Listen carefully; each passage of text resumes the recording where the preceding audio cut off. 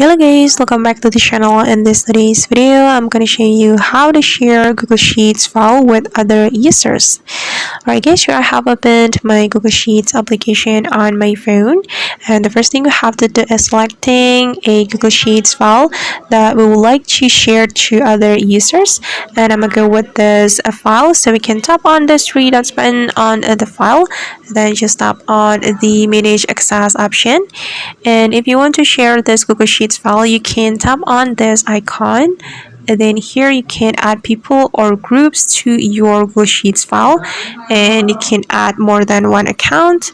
And for example, I'm just going to add this account and this account as well. Then you can select the type of the access right here. You can choose viewer, commenter, or editor, and I'm going to choose editor. Then after you're done adding people, you can tap on the send button, and then the account will be added to your Google Sheets file. Okay, now the people have been added, and now the account that we have just added will be able to edit this Google Sheets file. Alright guys, and that's how we can share a Google Sheets file with other users. I hope this tutorial will be useful for you. Thank you so much for watching, and see you on the next video.